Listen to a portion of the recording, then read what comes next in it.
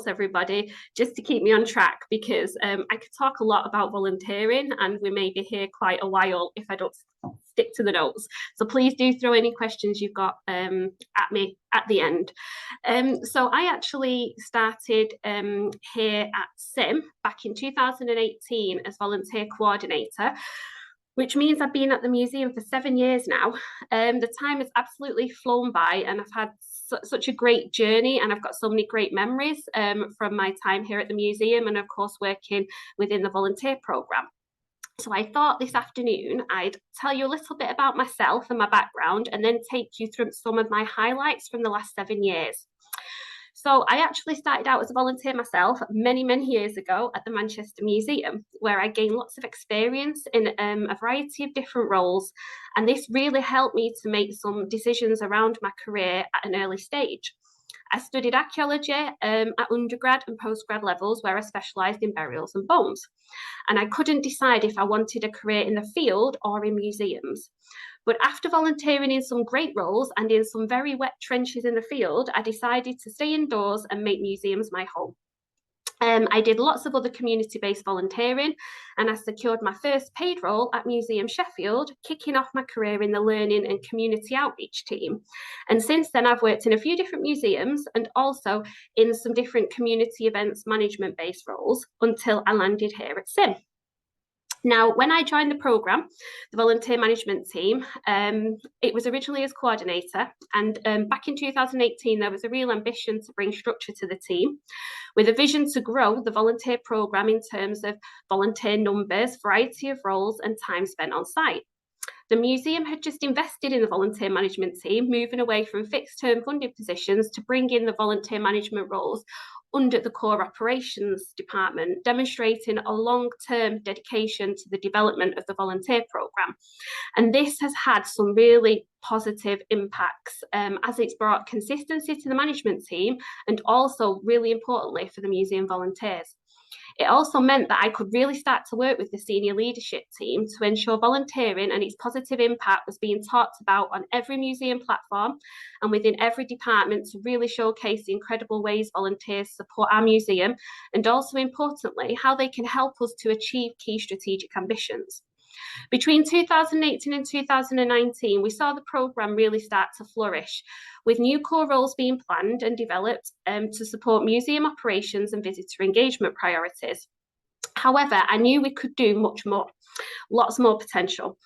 And when I suddenly found myself being promoted to volunteer manager, I really started to think about how we could support the museum's ambitions whilst creating a programme that was a true representation of our communities and would also have a real positive social impact across the city. I wanted to create opportunities that would inspire people and, importantly, bring people into our museums who do not usually engage with us, using volunteering as a tool for engagement and building relationships within our communities, whilst helping us to address issues across Manchester, such as high levels of unemployment, young people out of work, and the STEMS skill gap that we see. So one of my overarching ambitions when I first started here at SIM was to really embed the volunteer programme in the museum and to integrate volunteers into the staff teams, so we all functioned as one museum family. This was not a quick win. This was not a quick piece of work. This happened in the background over several years until we reached the place we are today, where we have a real positive volunteer culture on site. To achieve this ambition, I basically talked about how amazing volunteers are to anyone who would listen. I attended all staff briefings, individual departmental meetings, breakfast meetings, you name it, I was there, and I talked non-stop about the benefits of volunteering. But really encouraging departments to focus roles around their priorities and deliverables in their developmental work plans. Being able to demonstrate the positive impact that we had already seen so far and success from the programme was also crucial in helping colleagues to see on a practical level how volunteering could support them. We have now embedded this practice and approach in all of our work plans. We have regular slots at all museum team and departmental meetings to talk about updates from our volunteer programmes. We also recently made our volunteering newsletter a museum publication, so it now goes out across all SIM staff. And this is just another mechanism of us ensuring volunteering remains in the spotlight and it elevates our work. Working with the members of SLT, so our senior leadership team, I've also been able to ensure volunteers are welcomed at all museum staff-based social and learning events. And we now also incorporate lots of volunteers into staff training sessions as well, so sharing development opportunities. At the moment, we are supporting the head of curatorial, planning a collection staff engagement day this month, where our object handling volunteers will be showcasing our collections to staff in a couple of morning sessions before work starts and before the museum opens. This is just another example of a collaborative opportunity we're about to pilot here at SIM. So one of the most successful roles we have at SIM that I developed is the exhibition engagement role. This was created to help support visitors on gallery to connect with themes, stories, and objects in our special exhibitions gallery. It felt that having a person in a space would help to enrich the visitor experience and encourage them to explore collections and help them to relate to STEM in a way that's meaningful for them. We now have supported over 7 special exhibitions over the last 7 years with a team of, on average, 25 to 30 volunteers. Volunteers are trained to have in-depth knowledge of exhibition content by our curatorial team, and then they have the tools that they need to communicate to a diverse audience. Working with our Science Museum Group Academy team, we are also now in a place where we have developed a training package that is standardised to give all volunteers training in visitor-facing roles, giving them communication tools they need to feel confident in their role. This role also enables the volunteers to access wraparound training and experiences, which will help to improve their communication skills, work as part of a team, learn about audience engagement in museums, improve their presentation skills and confidence in public-facing roles. We are now working on a new iteration of this role to support visitors in our Power Hall when it reopens this autumn. This role will be slightly different. It will still encompass all aspects of visitor engagement, such as using object handling as a learning tool, with an ambition, of course, to grow science capital for our visitors. However, the volunteers will also be a point of information for visitors regarding the important role our technicians have in keeping our engines and working machinery running. We will hopefully be able to use the role to inspire visitors into thinking about technical careers or how they can connect with STEM skills while supporting the technicians operationally at the same time. Thinking about supporting our changing site. So soon after I joined the museum, it became really clear when lots of scaffolding started appearing everywhere that there was lots of exciting plans to carry out much needed conservation and development work across our historical site. This offered various opportunities for volunteers to get involved in creative ways, in helping us to maintain a good quality of visitor experience whilst balancing site disruption. It was also an important priority for the museum to help visitors to engage with our museum's rich history in connection with the birth of the railway, plus our future plans for the buildings we were closing and new exhibitions to come. So I worked closely with our senior leadership team to plan how volunteer roles could support this priority work, and it was a major ambition in our last 3-year local development plan. So as part of this project work, I created 2 new roles. One is our Planting Stories Garden volunteer role. This team helps us to care for our planted garden areas around the museum site. The planted scheme is actually a different take on interpretation. It's a new technique we use to tell the story, the history of Liverpool Road Station through bespoke planting. So our garden team care for the planters daily. Sorry, I may need to move. Sorry about that.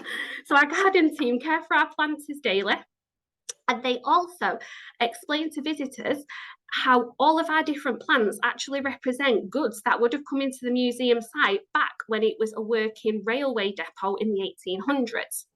This was a really great, new, unique role to the museum, offering visitors a chance to help us engage, volunteers a chance to help visitors engage with our narratives, but also to learn some great practical skills and work and volunteer alongside an award-winning landscape architect. The second role I created as part of the master plan engagement work was the Highlights volunteer role. Our Highlights volunteers are a team who deliver spotlight talks on gallery for visitors. The themes of the talks cover different objects and stories from our collections, but the star talk covers the history of the museum site, again, the history of Liverpool Road Station, and really importantly, focuses on all of the building and conservation works taking place. So this talk helps our visitors to understand why it's so important we carry out the building works here to care for our historic site. And it also helps them to learn more about our plans for the future. The volunteers have gone through extensive training with our learning team to gain the skills that they need to be able to present confidently on gallery, and they actually researched and wrote the scripts themselves, which was fantastic, and they received lots of training and support from our curatorial team. So it's been a great role to help volunteers upskill in a variety of ways, especially for those interested in on-gallery learning experiences, research techniques and science communication. Another one of the highlights for me from my time at SIM has been having the opportunity to develop a series of great partnerships and relationships across the city, working with organisations with shared ambitions to our own. By working strategically with partners who share the same priorities as both SMG and SIM, we've been able to welcome volunteers into our museum who wouldn't usually visit us or even volunteer with us. Working with partners, we've been able to reach new communities, networks, carry out targeted recruitment and spend time at a variety of events in the community, showcasing our brilliant volunteer programme at SIM and engaging people with our opportunities. We've also been able to create a number of placement opportunities within our current volunteer offer, working with both educational partners and community-based initiatives, charities and schemes across the city. Partnership work is also a great opportunity for us to influence conversations and share best practice around volunteering and placement work. Over the last 7 years, we've worked with many brilliant organisations such as Pure Innovations, where we actually hosted a placement for an individual who had a variety of access requirements and support needs. But by working collaboratively with Pure Innovations and also the Manchester Blind Centre, we were able to adapt our onboarding, role training and day-to-day delivery of our objects handling role to make sure it was as accessible as possible for this individual. This work has left us with so much knowledge and legacy materials and really, really important tools to take forward. Other great organisations we've worked with, just to name a few, are the Friendship Circle, We Mind the Gap, Kickstart and Breakthrough UK. These are organisations which often work supporting young people in upskilling and also support individuals who for many reasons need an extra helping hand in finding their own potential. We were recognised back in, I think it was 2023, by the Manchester College for supporting young people in technical education. They are actually one of our current partners, and we were recognised with a wonderful Industry Excellence Award, and we are still doing some brilliant work with them, and more to come about that in a moment. So, building on the success of working collaboratively with partners over the years, I recently decided to take a whole new approach to creating volunteer roles and placements when I was presented with the opportunity to develop roles to support the Power Hall project. Power Hall is one of our beloved buildings here at the museum and houses a unique collection of historic engines. The buildings and gallery itself have been through a multi-million-pound restoration project over the last 5 years, and it's due to open in autumn. We knew from an early stage in the Power Hall project we would need to grow our current historic machinery maintenance volunteer team considerably, and the role would need refreshing. However, we also realised we would need a team of operators and administrative support for the technical services team to get the engines ready for reopening and to also maintain and operate them on a daily basis. We also identified we would need a role which could offer on-gallery visitor engagement support, helping visitors to learn more about the collection, but also importantly, how we keep them moving and how many different skills are used to do this and can be transferred to a variety of careers. So here comes the innovation part. Rather than us creating these roles based on the museum's operational and business needs, I decided to work along current partners and industry professionals to create a suite of new volunteer roles and also a dedicated T-level placement programme to support young people studying for careers in engineering. This piece of work was produced alongside the Manchester College and our amazing technical services team, working with professionals from technical industries and the Greater Manchester Combined Authority. We have not only created opportunities which will now support the museum, help people to gain a whole new range of skills and experiences, but we will see intergenerational learning happening on gallery, and we are now directly influencing Manchester's skill and learning agenda. These roles are due to start in the next couple of weeks. It has been a labour of love for me over the last 18 months, this project, so I can't wait to see the results over the next few years. And finally, I've got a couple of slides which are a bit of a snapshot around data that we've collated from the programme over the last couple of years. So on your screen now, you can see some data which was captured in 2024, and it is benchmarked alongside results from the Time Well Spent survey. You can see the results taken from for SIM are clearly showing we're on target, delivering against our ambitions to support our communities in terms of upskilling, using their experiences with us to gain employment, and really importantly, to live well. These couple of graphs come from the recent satisfaction survey results this year. And we were absolutely delighted to see for the first time ever that 100% of our volunteers who were surveyed would recommend us as a good place to volunteer, and 100% of them, really importantly, said they felt their contribution here at the museum is valued, which we were absolutely thrilled by, as you can imagine. And a little bit more around data collected again this year. So at the minute, around 40% of volunteers at SIM come from high relative areas of deprivation across the city. We have done a lot of strategic work around recruitment and connecting with communities to support this priority over the last 7 years. So I was really quite pleased to see that figure. The percentage at the moment of non-white volunteers currently sits at 25%, and the percentage of females here at SIM is 37%. We have done quite a lot of work again over the last few years to really try and encourage females in STEM. So to encourage females in connecting and thinking about careers in science, technology, engineering and maths. So that figure looks good, but I'd say there's still a little bit more work to do. And finally, I wanted to share some volunteer quotes that we've collated recently from volunteers who sit in a variety of different roles across the museum. And you can see that we've got some really, really lovely feedback. Volunteers here are really motivated by wanting to come and share their skills and experiences with others.